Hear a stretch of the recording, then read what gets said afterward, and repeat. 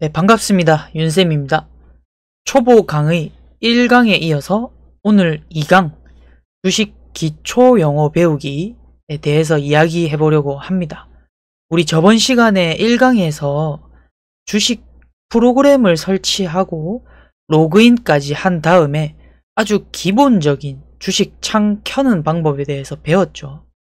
완전 입문용, 시작용으로 배웠습니다.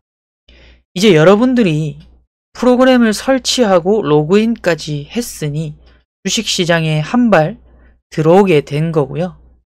주식시장이라는 곳은 총성 없는 전쟁터입니다. 큰 돈이 왔다 갔다 하고 내 돈도 벌 수 있겠지만 반대로 잃을 수도 있는 위험한 곳입니다. 그런 주식시장에 여러분들이 기본적인 준비도 되어 있지 않은 상태로 들어간다면 결과는 뻔하겠죠. 그러니 차근차근 우리 실력을 높여보도록 하겠습니다. 그래서 지금부터 기초 용어를 배우고 외워나가면서 시장의 이해도를 높여보도록 하겠습니다. 자, 주식 기초 용어부터 잡아나가자. 첫 번째는 코스피와 코스닥에 대해서 이야기를 하겠습니다. 우리 주식시장에 대한 뉴스를 보면 코스피 지수가 어쩌고 저쩌고, 코스닥 지수가 상승을 했다, 코스닥 지수가 저점을 깨고 내려갔다, 이런 뉴스들이 많이 보였죠. 그래서 이 코스피 코스닥의 의미를 먼저 알아야 시장의 흐름을 볼 수가 있다. 코스피는 줄임말입니다.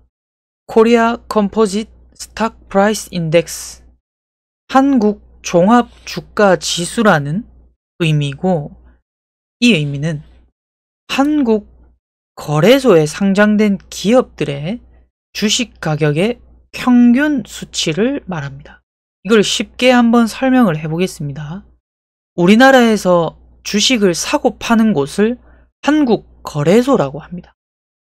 주식을 매수하고 매도하는 곳을 한국 거래소라고 하는데, 이 한국 거래소에 상장되어 있는 기업이 있겠죠. 예를 들어서 삼성전자, 현대차, 기아, SK, LG전자, 이런 기업들이 우리나라 한국 거래소에 상장되어서 주식을 사고 팔 수 있게 돼 있는데, 이 각각의 기업들의 주가는 다 다르죠. 삼성전자는 예를 들어서 뭐 7만원, 8만원, 현대차는 20만원, 뭐 이런 식으로, 기아는 10만원. 그 기업들의 주식 가격을 평균해서 나타낸 걸 우리는 한국 종합 주가 지수다, 곧 코스피 지수다, 이렇게 말합니다. 그러면 여러분들이 생각해 볼 수 있는 건, 코스피 지수가 상승하고 있다는 건 우리나라 한국 거래소에 상장된 그런 우량한 기업들의 주식 가격이 같이 올라가고 있다. 그 기업의 가치가 올라가고 있다. 주가가 올라가고 있으니 코스피 지수도 평균이 올라가고 있는 거다. 반대로 코스피 지수가 계속 하락세이면 지금 우리나라 상장된 우량한 기업들의 주식 가격이 내려가고 있구나, 이렇게 생각하시면 됩니다. 자, 그 다음에는 코스닥입니다. 코스닥 증권시장은 우리 아까 코스피 한국거래소 시장에 대해서 배웠죠. 한국거래소 시장은 우리나라의 얼굴 마담이라고 보면 돼요. 근데 이 한국거래소 시장에 상장하기 어려운 기업들, 꽤 여기에 상장하기가 까다롭단 말이죠. 들어가기가. 그 어려운 기업들, 유망한 중소기업들이나 벤처기업들이 상장하도록 만든 증권시장을 코스닥 시장이라고 합니다. 이때 미국을 예로 들면 미국에는 나스닥 시장이 있죠. 미국의 S&P 500, 그런 우리 한국 거래소처럼 이런 짱짱한 얼굴 마담이 있다면, 미국에는 또 번외로 미국의 유망한 중소기업이나 벤처기업이 상장하는 나스닥 시장이 있는데, 이 나스닥을 모델로 우리는 코스닥, 코리아니까 코스닥 시장을 만들었다. 그래서 거래소에 들어가기가 까다로운 실패한 종목들, 하지만 매출도 좋고 아니면 성장성이 뛰어나고 그런 종목들을 여기 코스닥 시장에 상장을 시켰다. 그래서 상대적으로 코스닥 시장에 있는 종목들은 아까 코스피 시장에 있는 종목들보다 규모가 작은 기업들이겠죠.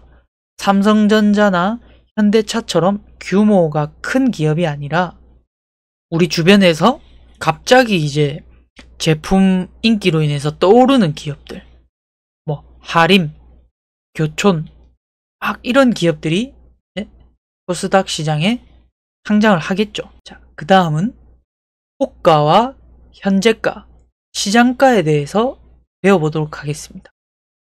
호가란 것은 주식시장에서 고객의 주문에 따라 표시된 매수, 매도 가격이다. 자, 이거는 호가창을 한번 보면서 쉽게 설명을 해보겠습니다. 자, 여기 호가창입니다.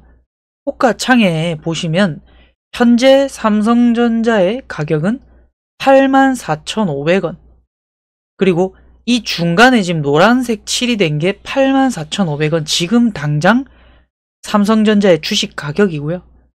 84,600원에 보면 239,391주, 이게 지금 주식 수량이 이렇게 표시된 거거든요. 84,600원에 파랑색으로 239,391주가 표시된 건 주식을 팔려고 내놓은 물량입니다. 그러면 84,700원에 내놓은 물량 271,992주, 그 위로 쭉쭉쭉 매도하려고 하는 사람들의 물량이 이렇게 형성이 되어 있습니다. 그러면 반대로 이 밑에 빨강색 막대기 84,400원 121,514주가 밑에 받쳐져 있죠. 이게 뭐냐면 이 삼성전자의 주식을 84,400원이라는 가격에 사고 싶은 사람들의 수량입니다. 그러면 여러분들이 여기다가 1000주를 해봅시다. 나 1000주를 83,900원에 사겠어. 그럼 내가 현금 매수 클릭해서 1000주를 만약에 주문했다 칩시다. 그러면 여기에 여러분들의 물량 83,900원에 여러분들의 물량 1000주가 추가가 되겠죠. 여기서. 그러면 여러분들의 물량 1000주가 추가가 되면서 130,591주로 바뀌게 됩니다. 그래서 삼성전자의 주식 가격이 내려오고 내려와가지고 83,900원까지 내려와서 누군가가 자꾸 물량을 판다면 여러분들이 살 수 있는 구조가 되겠죠. 지금 현재 가격이 84,500원인데 여러분들이 지금 당장 83,900원에다가 1000주를 매수 확인했다 해서 사지는 게 아니라는 겁니다. 이해되셨죠? 자, 이렇게 방금 주식시장에서 방금 우리가 매도 파란색 막대기에 막 걸려있는 물량이 있었고 빨강색 막대기에 걸려있는 물량이 있었죠. 이 전체를 우리는 호가라고 합니다. 각 가격마다를 우리는 전체를 호가라고 부른다. 자, 그럼 현재가는 아까 말했죠. 지금 당장에 거래되고 있는 주식의 가격. 아까 삼성전자로 따져보면 지금 당장의 현재가는 뭡니까? 84,500원입니다. 그러면 현대차의 현재가는 뭡니까? 225,500원입니다. SK의 현재가는 뭡니까? 175,700원입니다. 그럼 SK의 호가는 이 전체를 우리는 호가라고 부릅니다. 이해되시겠죠? 자, 그 다음에는 우리는 시장가라는 개념을 배울 건데 시장가라는 개념은 조금 난해한데 쉽게 우리가 실전에 적용해서 설명을 하면 쉽게 이해가 되실 거예요. 일단 개념을 먼저 보면 수량은 지정하되 가격은 지정하지 않고 접수된 시점에서 가장 유리한 가격으로 매매를 체결시키는 가격이다. 호가창을 보면서 한번 설명을 해봅시다. 수량은 지정하되 가격은 지정하지 않는다. 이게 무슨 말일까요? 우리 JYP 엔터테인먼트라는 주식을 사봅시다. 자, 여러분들이 지금 JYP 68,500원에 거래가 되고 있는데 68,600원에 내가 사고 싶어요. 그럼 지금 68,600원에 파려고 내놓은 물량이 지금 1,408주죠. 그럼 지금 당장에 여러분들이 68,600원에 살 수 있는 물량이 1,408주다. 이해되셨죠? 근데 여러분들이 사고 싶은 물량이 예로 들어서 3,000주다. 그럼 지금 68,600원에 파려고 하는 사람이 1,408주인데 나는 3,000주를 사고 싶어요. 그럼 위로 넘어가겠죠. 이 위로. 이해되셨습니까? 다 안 사지겠죠. 68,600원에 3,000주가. 그러면 이럴 때 여러분들이 이게 지정가 68,600원에 지정을 해가지고 난 꼭 이 가격에 살 거야. 그러면 3,000주를 이 가격에 살 거야 하고 매수를 한 다음에 클릭을 하면 어떻게 되냐면 1,408주가 체결이 되고 내가 사지겠죠. 나머지 3,000주에서 1,408주를 뺀 대략 1,600주의 물량이 여기에 걸리게 됩니다. 밑에다가. 그러면 이 1,600주는 누군가 팔아줘야만 내가 사지는 거겠죠. 이해되셨어요? 이게 지정가 매수고, 근데 방금 시장가라고 했죠. 시장가는 가격에 상관없이 나는 다 사고 싶어. 지금 가격에 상관없이 난 급하게 3,000주를 매입하고 싶단 말이야. 그러면 시장가를 클릭, 그럼 이 가격이 사라져요. 그러면 지금 나와 있는 물량을 내가 모조리 흡수한다고 생각하면 돼요. 3,000주 시장가 클릭, 그리고 시장가 나오죠? JYP 엔터테인먼트 3,000주 시장가 클릭하면 어떤 현상이 발생하냐면 1,400주 68,600원에 사고 나머지 68,700원에 있는 1,600주까지 사집니다. 이해되셨어요? 그러면 내가 다시 만주 JYP 엔터테인먼트 나 지금 만주 당장 사야겠어. 급해. 만주 시장가 클릭, 그 다음에 매수. 그럼 어디까지 사지겠어요?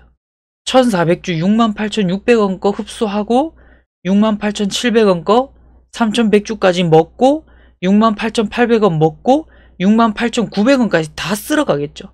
그럼 여러분들의 평균 매입가는 이 중간이 되겠죠. 이 4개 호가의 중간 가격 68,750원에 3,000주를 사게 되는 겁니다. 이해되셨습니까? 팔 때도 마찬가지. 여러분들이 지금 JYP를 저 밑에서 샀어요. 저 밑에서 3,000주를 샀습니다. 그럼 내가 지금 68,000 요 부근에서 팔아야 돼. 근데 시장가 말고 나는 꼭 68,500원에 팔겠어 한 다음에 3,000주를 하면 매도 클릭, 그러면 팔고 나머지 물량이 여기다 걸리겠죠. 여기다 걸리면 누군가가 뒤늦게라도 사줘야 내가 체결이 되는 겁니다. 근데 나는 지금 당장 무조건 다 팔아야 돼. 급해. 그러면 시장가에 클릭하면 여기에 밑에 있는 물량이 두두두두 다 팔리는 거라. 나는 68,500원에 하는 게 아니고 조금 손해를 보더라도 68,400원, 68,300원까지 가격을 좀 낮춰서 파는 게 시장가 매도다. 자, 다시 그러면 돌아가 볼게요. 시장가.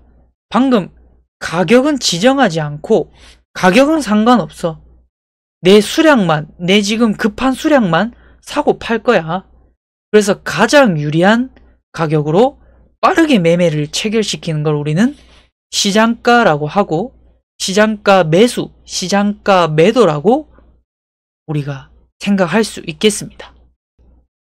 자, 그 다음엔 거래량과 거래대금에 대해서 배울 건데, 거래량이라는 것은 주식시장에서 실제로 매수와 매도가 체결된 주식 수량이고요. 거래대금이라는 것은 주가 곱하기 거래량이다. 그럼 또 우리가 차트를 보면서 설명을 해야겠죠. 차트를 하나 가져와 보겠습니다. 우리가 이 주식 나중에 배울 건데 하나하나의 이 차트에 있는 빨강색, 파랑색이라는 걸 우리는 캔들이라고 하거든요. 이 캔들이 뭐냐면 하루에 주가가 오르락 내리락 한 걸 이 막대 그림으로 쉽게 표현한 겁니다. 앞으로 우리가 배우면서 이 캔들의 흐름도 읽어낼 줄 알아야 됩니다. 일단 거래량이 뭐냐면 여기 보면 거래량이 표시가 돼 있죠. 이 막대기 거래량. 2023년 6월 13일 이 VT라는 종목의 거래량은 404만 6,009주였습니다. 이게 뭐냐면 이 당일날 호가창에서 주식을 사고 팔았던 총 주식 수량을 거래량이라고 표현합니다. 그럼 이날 404만 6,009주가 거래가 됐겠죠. 그러면 거래대금이 밑에 나와 있죠. 거래대금이 30030 이렇게 표시되어 있는데 총 실제 금액은 300억입니다. 300억, 대략 300억이고 거래대금은 어떻게 계산하냐면 거래대금이잖아요, 여러분들. 하루에 사고 판 총 금액을 말합니다. 그러면 이 주가가 있잖아요. 이때 당시에 VT의 가격 6,770원 거기다가 거래량 400만 주였죠. 곱하면 총 300억이 나온다는 겁니다. 쉽게 생각해서 오늘 삼성전자에서 거래된 주식 총 수량이 10,000주다. 10,000주인데 이때 삼성전자의 주가가 100,000주다. 그러면 총 거래대금은 10,000주 곱하기 100,000주가 된다. 이해되셨나요? 이렇게 거래량과 거래대금. 거래량과 거래대금은 앞으로 우리가 실전 매매할 때도 진짜 중요하게 봐야 될 지표 중에 하나입니다. 거래량과 거래대금이 맞냐 적냐에 따라서 우리가 매수할 건가 매도할 건가 이런 부분을 기준을 잡을 수가 있거든요. 그래서 이 거래량과 거래대금은 외워 놓으셔야 됩니다. 그 다음에 상한가와 하한가. 이거는 많이 들어봤죠? 이 종목 상한가 쳤어. 이 종목 하한가 쳤어. 상한가는 개별 주식이 하루에 가장 높게 오른 가격. 그러니까 더 이상 올라갈 곳이 없어요. 우리나라 시장에서는 플러스 30%를 제한하죠. 30% 찍으면 상한가다. 반대로 하한가는 개별 주식이 하루에 가장 낮게 내린 가격 마이너스 30%입니다. 마이너스 30%를 기록하면 하한가를 기록했다. 자, 그러면 또 차트를 한번 가봅시다. 인터플렉스라는 종목이 2024년 1월 19일 금요일날 이 막대기 완전 길다란 막대기 있죠. 자, 퍼센테이지를 보면 종가가 29%, 그러니까 끝나는 가격이 이 완전 꽉 채워서 30%입니다. 그럼 이런 인터플렉스는 상한가를 쳤다 이렇게 얘기를 할 수가 있습니다. 자, 그 다음에 신풍제약이라는 차트를 볼게요. 2020년 7월 달에 종가가 마이너스 30% 이렇게 막대기가 길다란 게 나오죠. 이거를 우리는 하한가를 쳤다라고 이야기를 합니다. 하한가를 쳤다는 건 그만큼 매수하고자 하는 사람이 굉장히 많았다는 거겠죠. 인기가 많았다. 하한가를 쳤다는 건 주식을 냅다 던지는 사람, 그러니까 파는 사람이 너무 많았다. 위험한 주식이라는 거죠, 여러분들. 그래서 상한가, 하한가 기본 개념 잡고 가겠습니다. 자, 그 다음에 우리 주식시장의 거래 시간, 이걸 잊어버리면 안 되죠. 거래 시간을 못 봐서 우리가 놓치는 일은 없어야 됩니다. 일단 정규 시간은 우리 오전 9시, 아침 9시부터 오후 3시 반에 끝나는 게 정규 시간입니다. 이때 이제 활발하게 사고 팔 수 있겠죠. 자, 근데 동시호가라는 게 있어요. 우리가 주식시장 9시 땡 출발하기 전에 예열을 합니다. 준비를 하는 거죠. 미리 접수를, 우리가 미리 주문을 넣고 아니면 미리 파려고 주문을 넣는 이 동시호가라고 하는데, 이때 8시 30분부터 9시까지 동시호가라고 하고, 보통 주문은 8시 50분부터 9시까지가 활발하게 이루어집니다. 자, 장 시작 전에는 8시 50분부터 9시라고 생각하시면 되고, 장 마감에는 3시 20분, 오후 3시 20분부터 오후 3시 30분까지입니다.